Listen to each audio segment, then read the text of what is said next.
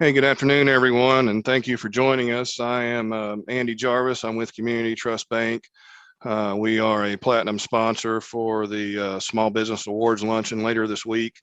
We are excited to learn more about our 2021 Salute to Small Business Award winners this afternoon through this panel discussion, and what better way to improve your business than to hear from some of the very best that our community has to offer. This is Commerce Lexington Small Business Week. Today, we will touch on challenges that these businesses have faced, as well as how they have overcome those challenges and dealt with those challenges. And we'll also touch on how they and their business have connected with our community and how that's been crucial to their success. And with that said, I'd like to introduce our panel this afternoon. We have with us today Laura Carr. Laura is the Executive Director of Lexington Rescue Mission, the recipient of the Nonprofit Community Impact Award. We have with us Raquel Carter. Raquel is the owner of Guide Realty, the recipient of our Minority Business Award this year. We have with us Oz Davis. Oz is the owner of Pier House LLC, our Entrepreneur Award winner. And we also have with us Tao Green. Tao is the owner of Crank and Boom Craft Ice Cream, our Business Success Award winner this year. So thank you to all of these wonderful women for being with us today. And I will like to start by opening up to give each an opportunity to give you our viewers a brief overview of their company and organization. And we'll start with Laura with Lexington Rescue Mission. All right, well, thank you. I'll try to keep it very brief. So the Lexington Rescue Mission, we're actually celebrating our 20th year this year as a nonprofit organization in the community that serves people who are struggling with poverty and homelessness here in Lexington. We try to meet physical, emotional, and spiritual needs, and really are focused on helping people rebuild their lives. So while we do feed people every day and shelter people every day and clothe people every day, our goal is to help to get to the root of some of the issues that are keeping people trapped in poverty and homelessness and help them get out of that. And so we do that through job training, through mentoring, through putting people into housing, doing counseling, and really just trying to address the underlying emotional and spiritual needs. So that's the quick overview of what we do. We focus here in Fayette County and the surrounding counties.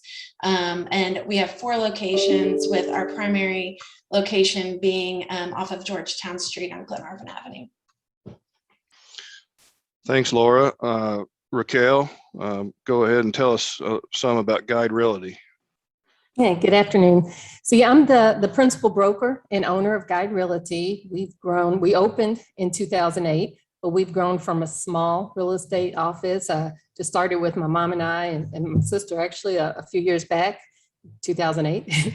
And we've actually grown to currently 28 realtors and got 4 full-time staff members. So we've done a lot of expansion during this time period. We have focused primarily on residential, but we've recently started into more commercial as well.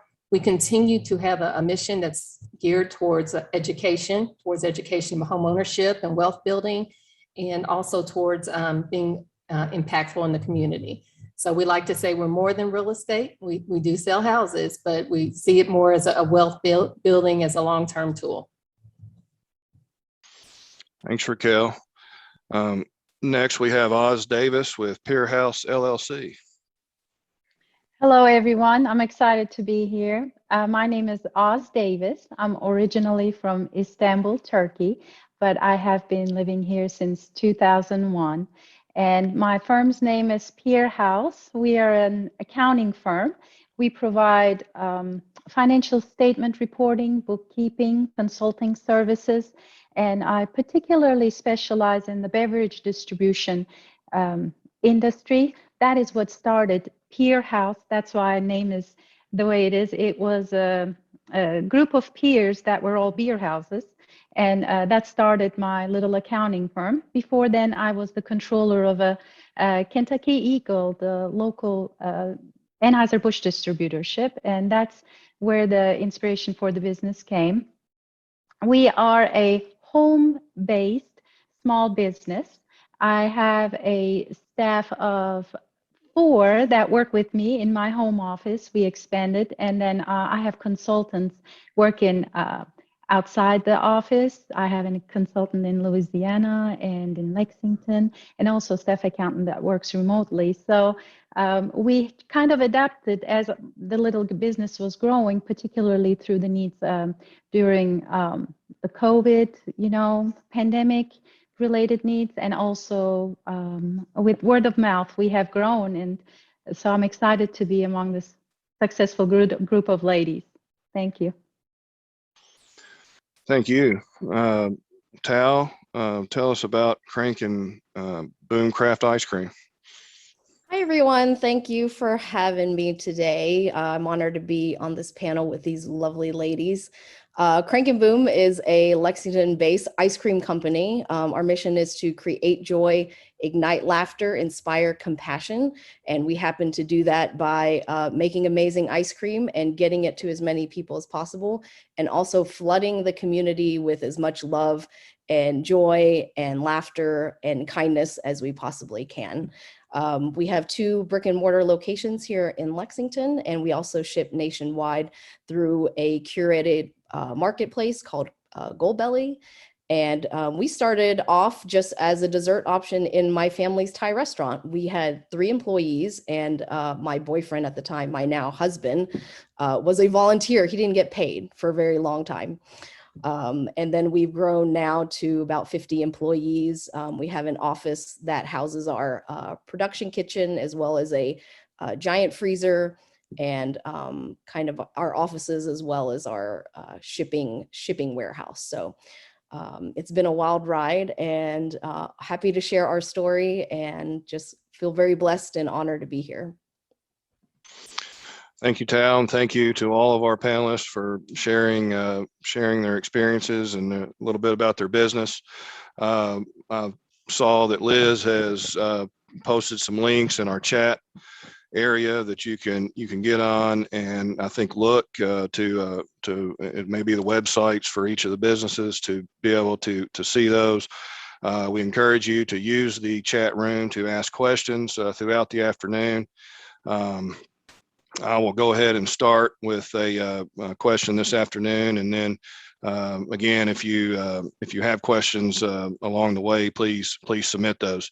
We'll start, and I'll let each panelist give them a chance to answer the question. I'll start with Raquel. And Raquel, what has been one of your biggest challenges as a business owner, and how did you overcome these challenges? Also, I don't know if you remember in my introduction, I did mention that we started in 2008, and I'm a real estate company.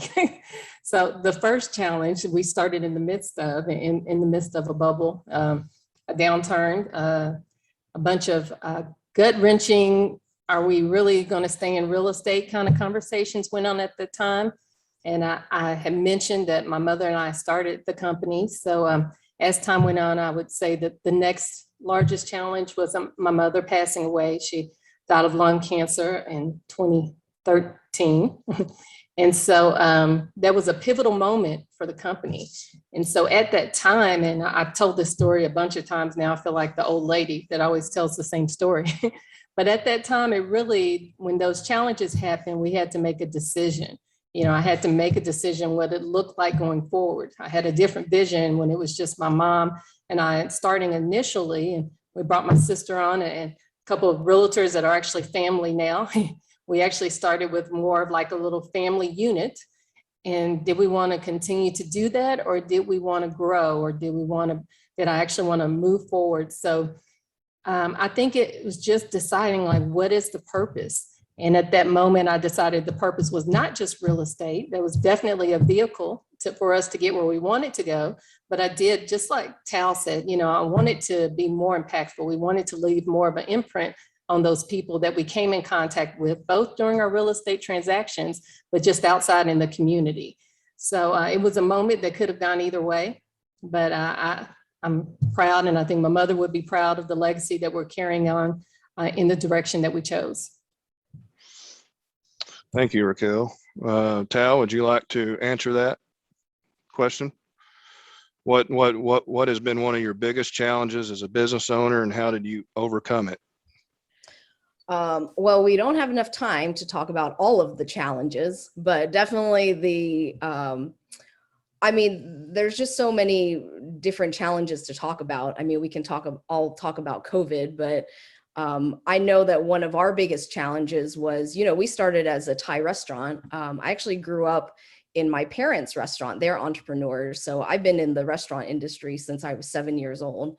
And I grew up in our Thai restaurant. I pulled my parents out of retirement to start Thai Orchid Cafe together with them. And 5 years into doing that, we started making ice cream. As the ice cream part of our business started growing, and we started getting little inklings of people are really into this, maybe we can have it more than just a dessert option. Maybe it could be its own business someday.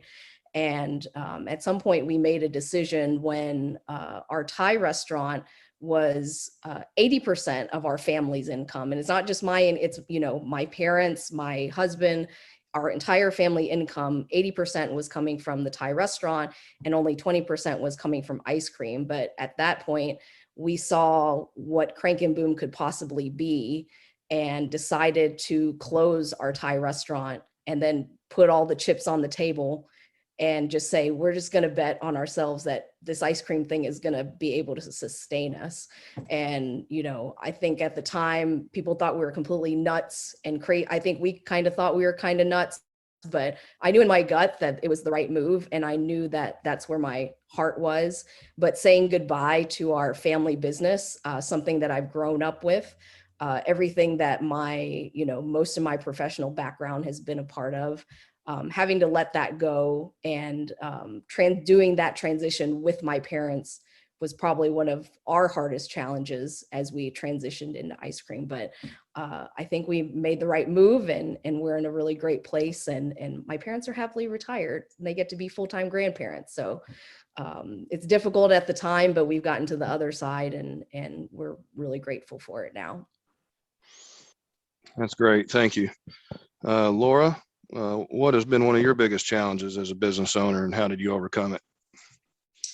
Yeah, I'm seeing a theme here because this also relates to my parents. So my parents founded the Lexington Rescue Mission 20 years ago, and they knew that they were going to retire someday and do this on just a volunteer basis. And so they had planned to retire in 2020, and our board started working through the succession plan and what that would look like, and did interviews and opened that up as they did a search for a new executive director. And I, after much prayer and consideration, threw my hat in the ring and decided to apply for that. And so we had planned on this transition happening in 2020, and then COVID hit and everything just totally got thrown for a bit of a loop. My mom ended up retiring early because of needing to care for my grandma, and then my dad retired in August, and so in the middle of trying to manage the mission and as the chief operating officer, I've stepped into the ED role. And so I thought that leadership transition during a pandemic was going to be the greatest challenge that we faced. But then we had a fire at our main building in November, and it just took out a good portion of our outreach center. And that was really the biggest challenge, was really trying to stay open and not miss a day of serving people, because the people that we rely on, or that rely on us for food and shelter during the day, their needs didn't stop just because we had a fire. And so I really was grateful that the week before that happened, I had reached out to a nonprofit across the street to see about using their space for some additional space because of social distancing. And so because of that, we had started that conversation, and then their board ended up allowing us to come and move into their building and use their basement to continue providing meals every day shelter for our homeless guests, appointments, case management, chapel, just all the things that we were doing. And so I was incredibly grateful for the support of the community churches that stepped up and helped serve, bring meals when we couldn't cook at our location. Broadway Christian Church opened their doors so that we could cook there every day and deliver the meals. The Robert H. Williams Cultural Center, again, opened their doors so that we could operate out of their building. And so that, to me, to be able to keep our team going, keep serving people during that 5 months or so of disruption while we renovated our building and put it back together, that was definitely the biggest challenge. But what I saw was the community really step up and help us to keep going. Thank you. Thank you, Laura. Oz, how about you? What was one of your biggest challenges as a business owner, and how did you overcome this challenge? Thank you. Laura, you experienced some really significant challenges, and mine are not as significant in comparison. Mine were more about, first of all, starting the small business. We started in 2016. So this year we celebrated our 5th year. And it all started, I had a really good job and I had great benefits. It was going well, but I had this urge to go on with this project that I had started, this accounting project. I'm a CPA and I'm also certified in financial forensics. So I love accounting, and there were opportunities coming my way to provide accounting and consulting services, but my job was just so good. I loved where I was working at. So I talked to the owners, my employers, and I expressed to them that I was still young enough to give this a try. If it didn't work out, I could always go back to be an employee. And they said they would always welcome me with open arms, which gave me that comfort. So I said, I'm going to give this a try. And my young one, she was 3 at the time, and I really wanted to spend more time with her. So I started the business as a home office. I thought, I'm not going to grow. I'm just going to go with this big beer distributorship project that I had that had come my way. And I'm just going to focus on that and spend more time with my family. But then what happened was, through word of mouth, more work was coming my way. And when it's through word of mouth, someone you care about recommended connected you with this potential client, you don't want to say no. So I was taking on more and more clients. And after a point, I was like, okay, I've reached my limit. I cannot serve more clients. So I decided, okay, I'm at this point now. Do I hire someone? And that's a big commitment, because that was not my initial intention. Initially, I just wanted to spend more time with my family and work from home. But it was going really well. And I was so lucky. I've got my first part-time employee, Mallory, and she was so fantastic, made life much easier for me. She was a student at UK, an accounting student at UK at that time, and we worked wonderfully together. So I started taking on more and more of the house, and I said, okay, first I was working from the dining room table. And then when I had Mallory, I added a desk for her, added a desk for me. And then I needed to grow more. Really, for me, the biggest challenge mentally was, am I going to hire more staff people, or am I going to keep the business small? And so I'm glad I overcame that fear. I'm glad I didn't make my decisions based on fear, because it worked wonderfully. When you have more help, you are able to excel in what you're able to offer, because you can leverage with their time projects. And I love teaching. So I got opportunities to teach my staff and then transition more work to them, and watching them grow and do great work. It just gives such a satisfaction as a small business owner, or any business owner, really. So that was the challenging decision, starting the business. Okay, leave the job, burn the boat, and then invest 100% in that, and then hire your first employees, and then find the right candidates, because it's not easy to find good talent that is available to work with you. So part-time worked really well for me in that area. So. Great. Thank you. We still don't have any questions in the chat room yet. I encourage you to do that as we move along. The next question, topic for discussion, we've been living in a COVID world for the last 18 months now or so. How did the pandemic affect your business, and how have you tailored your business around our COVID world, and what does your organization look like post-pandemic? I'll throw it out there to our entire panel, and just feel free to jump in. Just like to hear from all of you.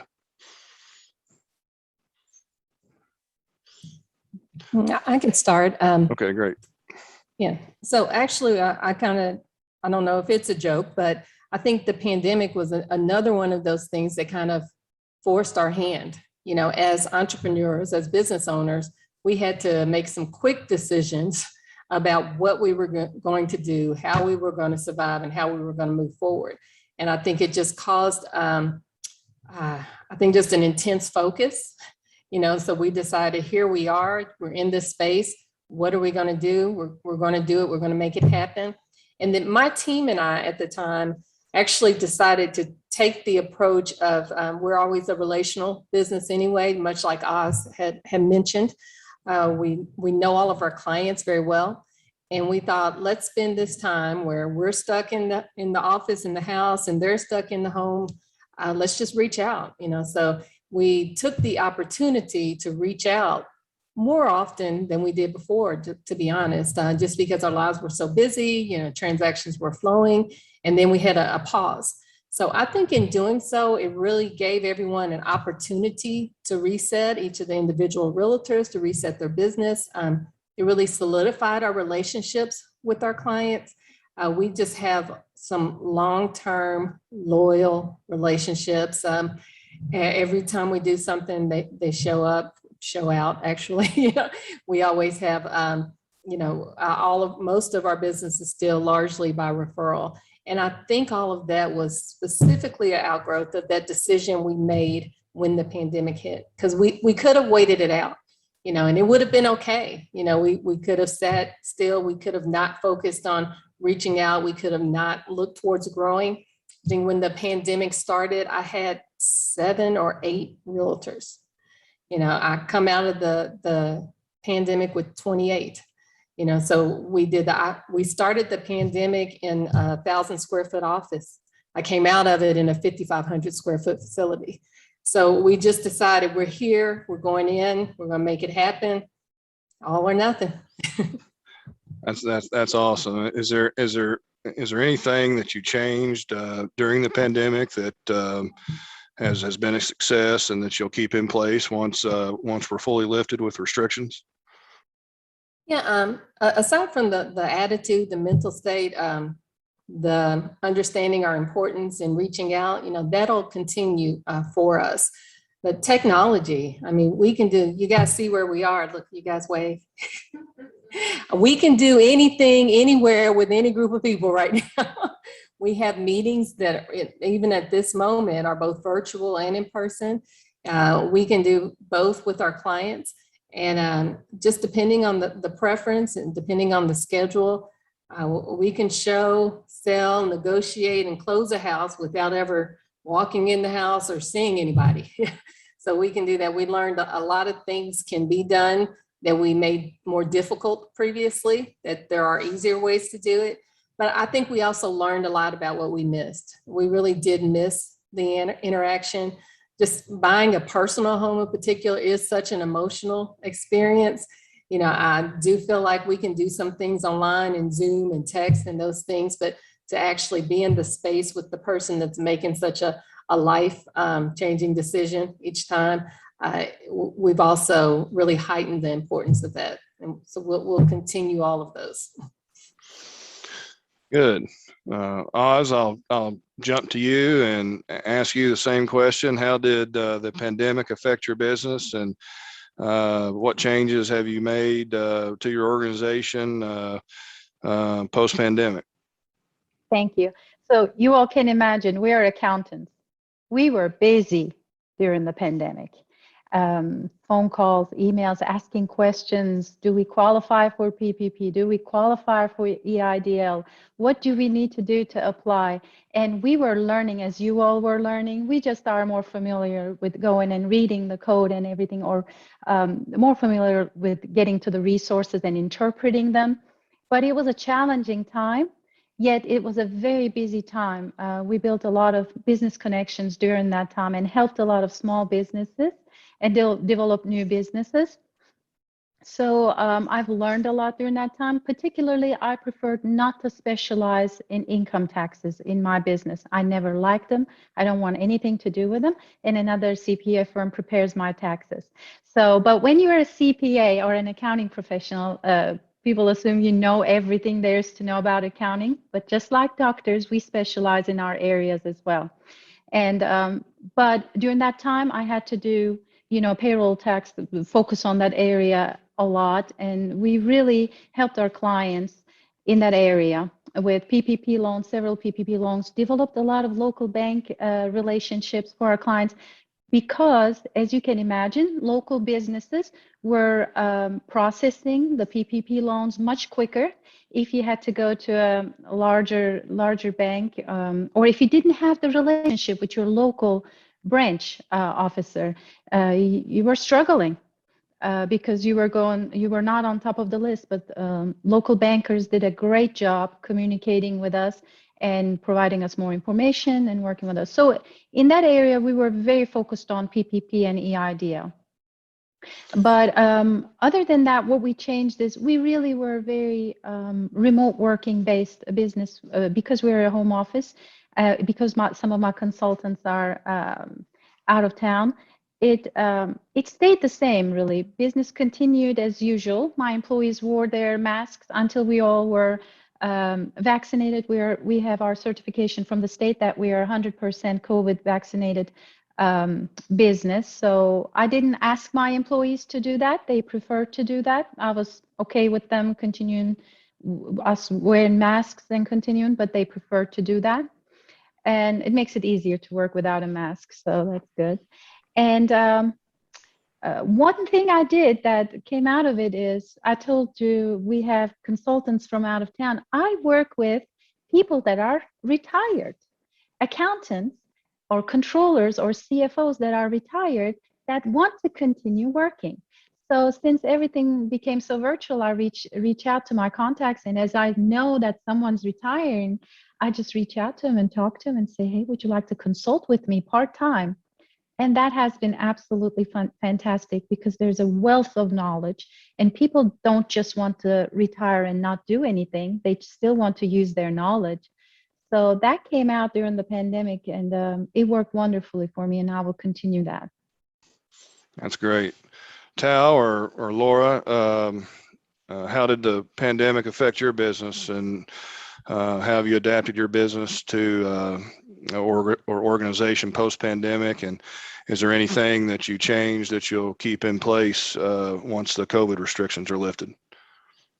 Yeah, our business, we're in the business of gathering people and having huge crowds. So, we started Crank and Boom as a mobile unit going out to festivals, and we made our business off of having crowds. So when we were told you cannot do crowds anymore, that was a huge adjustment for us. So we just took it, I was like, we're not going to do any drastic changes. We're just going to take it day by day, week by week. And then a few weeks into our shutdown, we came up with an idea to have a special flavor, and we named it Candy Bashir after Andy Bashir when he was less controversial. And we got decided to do pre-orders for this special flavor. And then we also had a charity component. And this is what was the beginning of what we now call Small Batch Club. So now every week we do a special flavor. Proceeds go to charity. And this program where we do a brand new flavor every week, which in the ice cream industry is completely insane.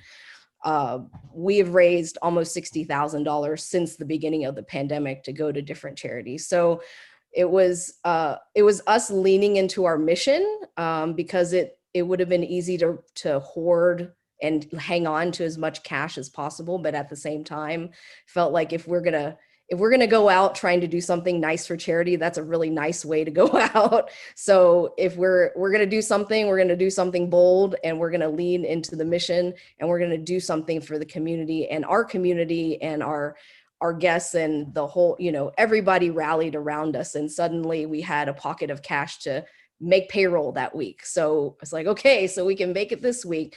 And we just kept coming up with new flavors and kept coming up with new partnerships with the community. And that whole program has been, I would say, the best thing that has come out of COVID for us.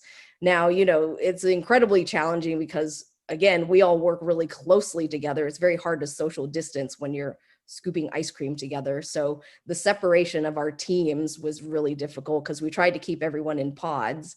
And then what I would call COVID math, saying, okay, so they were next to their cousin 2 days ago, and, just trying to figure out what happens next with the ever-changing rules all the time. I think we all got whiplash just trying to follow the guidance as it was coming out because the world was changing so fast. And I would say we were doing enough decision making that I've done in my whole 15 years of being an entrepreneur in the span of 18 months, which is a lot. But we're here, and we've learned a lot. We're gonna keep curbside. That was something new that kind of came out of all of this. My team had actually suggested curbside a couple years ago. And I said, no, we don't have time for that. We don't have time to set that up. Well, now we have time to set it up, and now we've got it forever, or at least until it makes sense. So there's a lot of great things that have come out of COVID from us learning and adjusting, and really, really seeing what we're made of, and really seeing how much we rely on each other, and really solidifying us as a team. Laura, how did the pandemic affect your business, and what does your organization look like post-pandemic? Yeah, I was thinking about it. I think the easier question is how it didn't affect it, because pretty much every area was turned upside down. But with our programming, that was probably one of the biggest challenges, because we can't do what we do offsite, and our guests don't have the luxury to shelter at home. They needed us to have shelter. And so, when other places had shut down, they actually lost public bathrooms and, just ways that they can normally stay clean and healthy. They were scared to sleep in congregate settings, so a lot more people were sleeping outside. So there's just a lot of extra challenges that we were presented with. But one thing that our team decided early on was, even though we didn't have all of our staff, and definitely not most of our volunteers, we had to keep going and figure out a way to do it. And so we changed the way we do our congregate meals. We can't congregate, so we were doing carry out meals every day for lunch. We started serving outside. In order to keep our outreach center from getting too crowded, we only really tried to let people that needed daytime shelter in, so that we could maintain the 6-foot social distance. And then we would have all of our other appointments outside. We tried to triage and just do what we could to make sure that we were keeping everybody safe and healthy. It was interesting because while we were dealing with that on one front, we do job training and placement, and a lot of folks were really struggling to get jobs, and the folks that we're serving are the hardest to employ. And so one big problem that they had was getting IDs. The clerk's office is shut down. There's no place to get an ID, and you can't get a job, and you can't get housing if you can't get an ID. And so as soon as the office in Frankfurt opened up, we started taking a van of people every week and paying for them to get IDs. And they know us so well now there that, because we're still doing that, that they've created a special line, and we're like VIPs going into the Frankfurt office to get IDs for our folks. And so that's been really great. We also have some great business partners that we work with that put our folks to work. And one of those was Bluegrass Distillers, which started making hand sanitizer. And so we actually had all of our residents employed making hand sanitizer during the height of the pandemic. And so that was, fantastic, because they were still able to go to work. As far as, we have 3 transitional homes and about 45 to 50 residents at any given time. And so keeping them safe and healthy was a challenge. We had to implement weekly testing and, find places to quarantine people if they tested positive. So we reached out to partners that had Airbnbs and said, hey, if you don't have anybody staying in your Airbnb, can we put our COVID positive residents in there? And just whatever we could do, to make sure that we were still providing services. We just had to get creative and think outside of the box. But on the business side of things, just like Raquel, we really leaned into reaching out to our donors and decided, a lot of our volunteers and donors are still want to be engaged. They still want to give. They're just stuck at home. And so we started doing Zoom calls with people and just trying to call and check in and see how they're doing. And, how can we pray for them? And, I think being able to take that time that we had to build those relationships up and let them know, because things were changing day to day at the mission. So letting them know what was going on, what the needs were, how they could help from afar. That really helped build our donor base. And also because of that, we experienced just overwhelming generosity this last year. People saw the need. They saw that we were continuing to stay in there and try to do what we could to help. And so they really supported us, and we ended up, I think we had a 43% increase in revenue the year over year. And so I can't attribute that to anything but God, because he's our provider, but he used his people to really reach out and support us. And it was amazing to see how he did that. And so we were, one thing we did that I think we'll continue to do, two things we do every year. We do a big Thanksgiving and a big Christmas dinner for people that don't have anywhere to go for the holidays and that are hungry.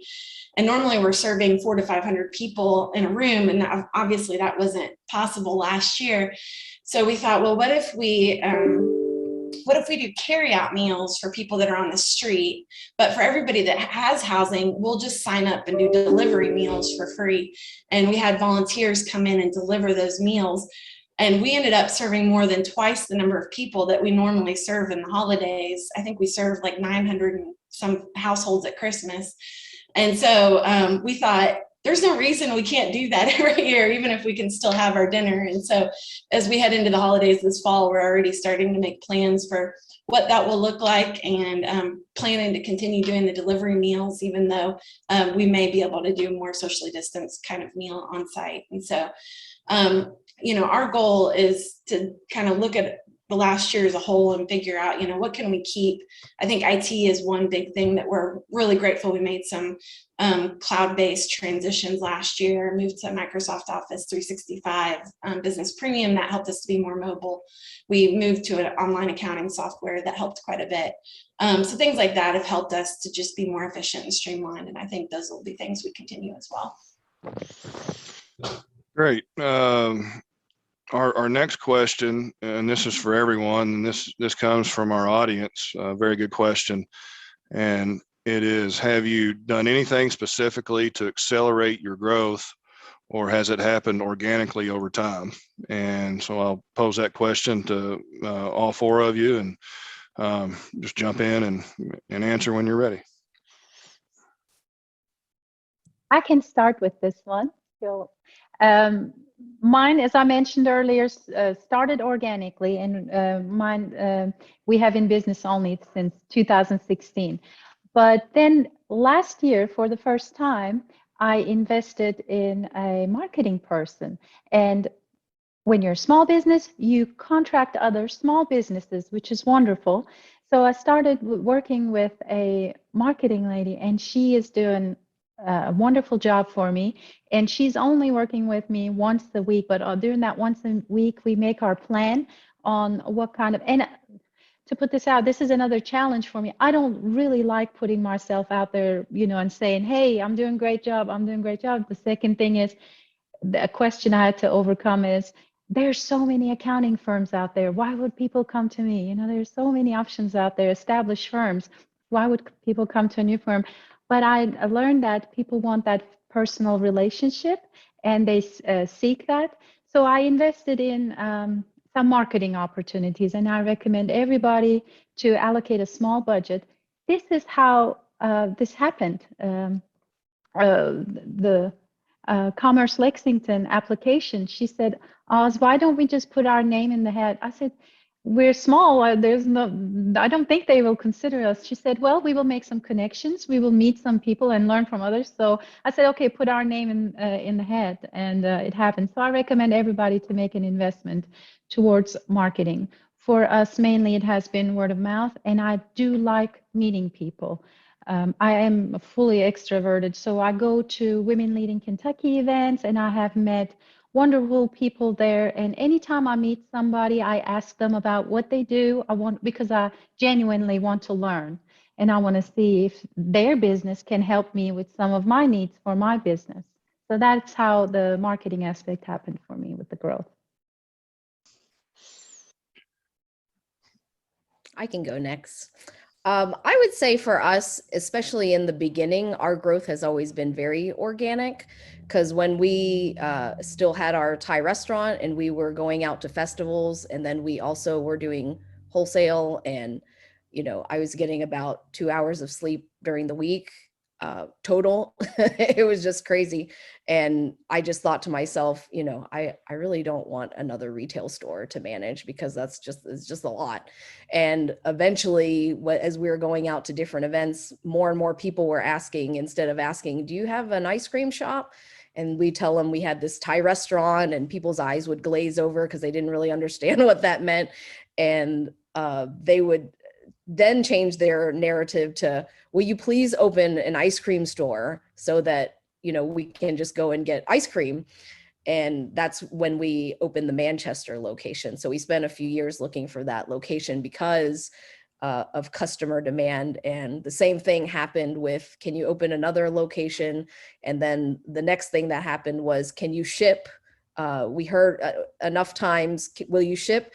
And will you make some dairy-free ice cream? So if you're allowed enough, we usually will do it if there's enough people who are demanding it. So our growth has always been very organic, and we try to just listen to what our community wants from us, and we're happy to oblige. Laura or Raquel? I'll chime in on that as well. I would say most of our initial growth was organic, and the core of our growth is still organic. But what I do like to tell people is, when we were growing more organically, just as it happened with our building the relationship and just having the wonderful team and staff that I had, we're going to attract people automatically. But as we were growing in that fashion, we were growing, but it was a incremental growth. It was small, steady, incremental growth. Once we decided to, as I mentioned, kind of go all in, right? Like I said, we put a lot into marketing. We put a lot into staffing, so we filled up staffing before we had the means to fill up staffing. So once you put we put those expenses in place, it was motivation, momentum, all those things. But I will say at that point, the growth became more exponential.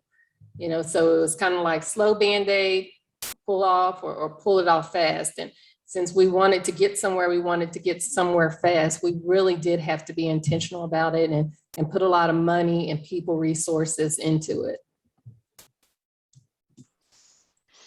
Yeah, likewise, investing in our development team, as well as in contractors who knew specialty things like direct mail, newsletters, and all that kind of stuff is really important. I, on the side, for years have done grant workshops and helped other nonprofits, just trying to train them up and how to raise money for their work. And, what I've seen a lot is people always want to invest everything they have in the programs, and often will shortchange their development and their fundraising departments in an effort to keep overhead low and really look good to donors and all of that. But it's really shooting yourself in the foot. And so my encouragement to anybody out there in the nonprofit world that might be listening to the panel is it's important to invest in fundraising too, because that will raise more money for programs at a faster rate.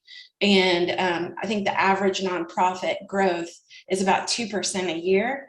But when you invest in fundraising, we've grown an average of about 10% a year. And I think that has to do with being intentional about trying to make sure that we're touching base with donors and reaching out to them regularly. Thank you very much for the question. Tal mentioned previously about their program that they had in place to give back to charity. This next question revolves around what your business does to give back to the community. I know that's important to all of you. Talk briefly about one initiative that you've been proud to support. And Tal, I'll start with you. I had mentioned our small batch club program before, and we now have 4 organizations that are beneficiaries of that program. And I've really enjoyed working with our recipients this year. We work with Black Soil. We're about to cut a check for Luna Library in the next couple weeks. We're working with Lexington Children's Theater. And we also work with, I can't remember my other one. We've worked with the Nest, lots of different organizations in town. And really, to me, making those connections is just something that is just ingrained in me, because I just enjoy being a part of the community. And I love supporting, the work of folks like Laura and other people who are just giving their whole lives into helping others. And if we as a business can help do that by promoting it on our platform financially, or in some other way, it just brings us all so much joy. One of the other programs I'm really proud of is our Feed Backpack program. We work with Feed, which we provide food bags of shelf-stable food for children.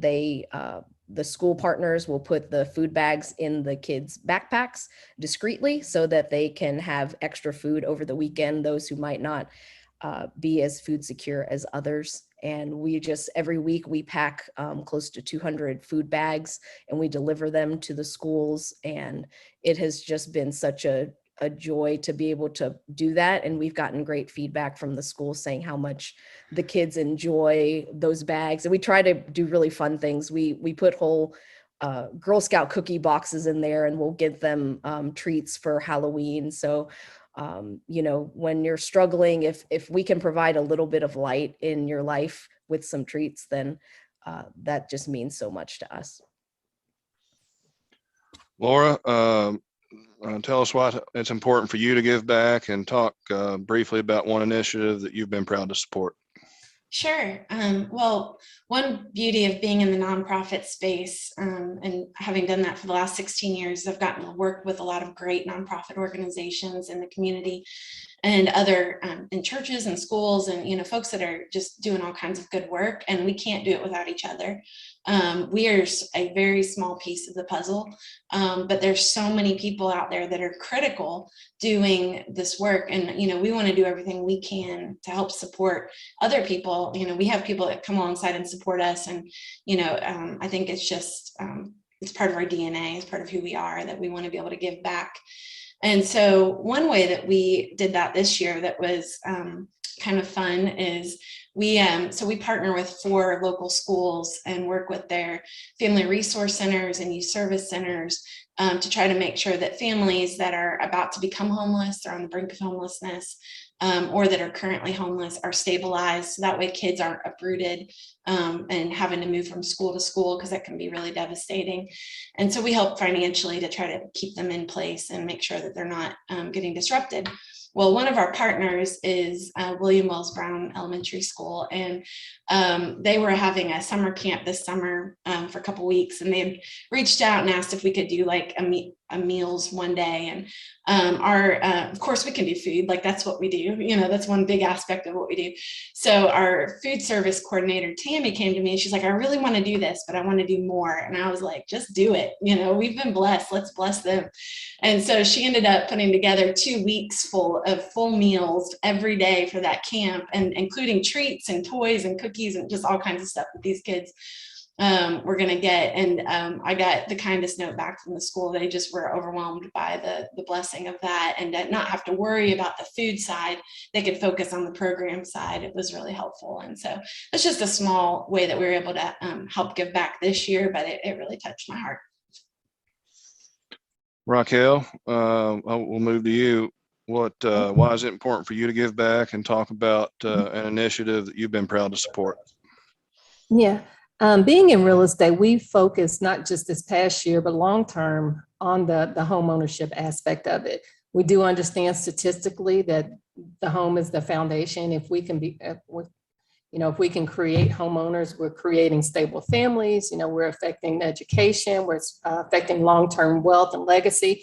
So we start with all of those things. We do homeownership counseling. We work with some nonprofits like Uprising. We host our own programs here as well. We do credit repair. We were really focused in on down payment assistance and preparing people. We work with REACH as well. I'm on the board, on the committee for the Community Land Trust and looking for creative, permanently affordable housing options.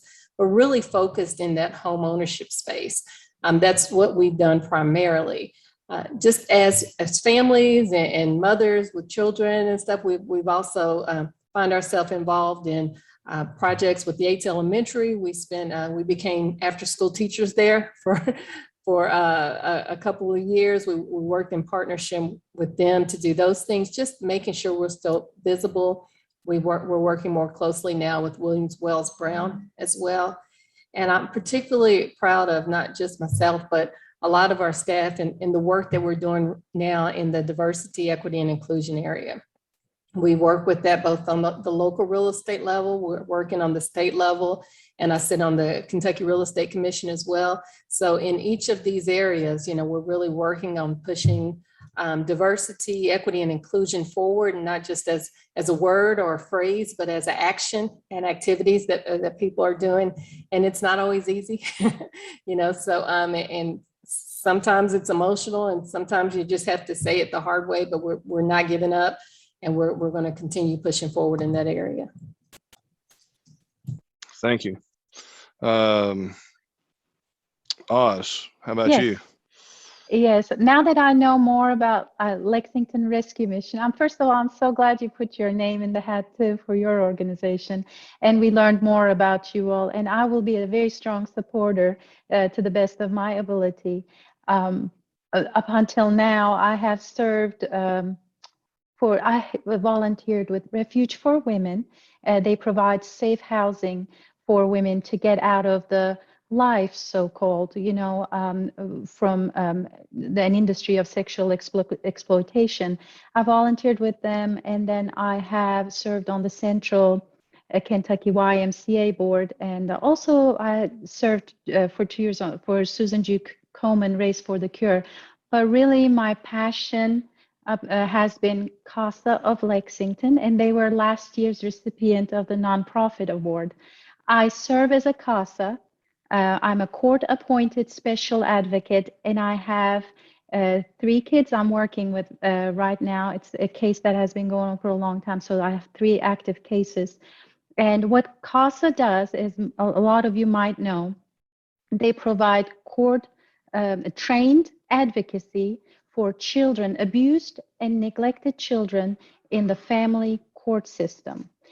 Just in 2020, in Fayette County, Bourbon County, and Scott County, we had close to 1,600, actually 1557, I think is the exact number, cases. Each one is a child of substantiated child abuse and neglect. And we only had enough CASA volunteers to serve 583 of these children. So there's a big need for CASA volunteers. If you would like to volunteer for an organization in addition to Lexington Rescue Mission, I encourage you all considering going through that training, and then a judge, you give an oath in front of a judge, and then you become a CASA volunteer. And I told them I wasn't ready to handle the hardest of hardest cases, emotionally, mentally. I just was not ready. So I'm getting, they're trying to give me the easier cases, I think I should say. So, but eventually I would like to step up and help with the tougher cases, because somebody needs to speak on behalf of those children. What CASAs do is we show up in court on behalf of the children, And we meet with them once a month until permanency achieved in their life. And we speak to the judge on their behalf. We don't really focus on the biological parents or the foster family or anything anybody else is asking. We talk to the child and we advocate for the child. We're able to get their medical records, educational records, and work with foster families or with the biological parents to get them better resources. It's a wonderful program. I'm very passionate about it, and I support it. So the picture behind me is from this year's Casa of Lexington Superhero Run. I also dress up as superhero characters for them once a year. My husband and my son do as well, and we just have a great time. Casa children are among the attendees at the superhero run as well. So of course you don't know who they are, but it's a day like in Disneyland for them or Disney World. Some of them never get to go to places like that, but they get to enjoy that. So that is my passion area so far. Great, thank you. We're getting close to our allotted time here, so I'll pose one more question to the panel, and just feel free to jump in when you can. If you would briefly tell us what it meant to you to be recognized as a Salute to Small Business Awards winner, and what advice would you give the audience who are thinking about starting their own business? I'll go first. This is, of course, a great honor to be here. Most exciting is to be recognized with these other women and to just have an opportunity to get out here and share our stories. It's something that I haven't always done or always have been comfortable doing, but understanding the importance of it because there are other women of color, just budding entrepreneurs that are scared, that don't exactly know where to say or how to start or how to get started. So just being in these forums, it is an honor and a privilege, but also a responsibility. I feel like it's time to share our stories and bring some other folks along. As far as the advice I would give people considering entrepreneurship, I did love that each of us had a similar story that included a leap of faith, included a letting go of some security, even when you weren't sure what was going to be on the other side. But I think the other theme that was recurring with each of us is that we felt sure about what we were doing. We were passionate about it. I would say it's a God-sized vision that I was given. And it's a vision or a goal so big that without God, it's not going to happen, right? So knowing that and knowing that you can step out on that anyway, I'll just encourage you, once you find that thing, go for it, get out there and do it. And just like I said, when it doesn't work out, guess what? We'll hire you and get another job, do something else. We'll find another mission, but get out there and do it. Thanks, Raquel. Oz, what's it mean to you to be recognized as a Salute to Small Business winner? And what advice would you give to the audience who are thinking about starting their own business? It's been really surprising. I wasn't expecting it, so I'm very excited about it. I know there are other entrepreneurs out there that are doing great work and they may not have submitted an application, So first of all, don't be concerned about putting yourself out there. Put your name out there and say, hey, I'm here too, and I am doing a good job, and this is what I do. It creates connections. It has been wonderful. I already met wonderful people through this, and hopefully connections that I will carry for a long time. I'm the first college graduate of my family. My father, interesting story, in Turkey, he was taken out of first grade and he was given a shoe shining box. And first grade has never shined a shoe before. And he was said, okay, you need to provide for your family. It was tough times. Dad was born in 1938. Mom was born in 1925, second grade. She was the classroom president in her little class, but she was taken out of second grade and placed in an envelope factory to work. They've always worked and they were proud of doing a good job. And I've got that from them. I love working. I never see it as a burden, and I am always proud of serving. So that was great. They would be very proud to see that I did not make fear-based decisions and I didn't disqualify myself, even though those thoughts come to your mind. You know, the whole imposter syndrome everybody's talking about, you know, am I really qualified to do things? So all those thoughts crossed my mind as well, like everybody else, but I did not make fear-based decisions. And I'm so glad it was recognized through this thing, and then we are connecting here. Thank you. Tal, tell us what it has meant to you to be recognized as a Small Business Award winner, and what advice would you give to those out there that are thinking about starting their own business? Oh, it means so much to me and to our team. I think especially after everything we have gone through especially the last 18 months, but not just that, but all the other challenges, that it feels really wonderful to just be amongst this group and to be honored and to be able to celebrate our story. And especially really special this year because we are amongst a panel of women, which is fantastic, and just so honored to get to be one of those women. As for advice, I would say, I mean, for me, the fear of regret of not trying is so much worse than any failure I could have, because I feel like I failed so many things that I'm pretty comfortable with it now. So I just am not, I'm not afraid anymore. And I would say the more you can do more things that you are afraid of, the easier it will be. And don't have regrets, because life is really short. And that's something we've all learned, especially after the last 18 months. Thank you. Laura, we'll end with you. What does it mean to you to be recognized as a salute to Small Business Award winner, and what advice would you give the audience about who are thinking about starting their own business?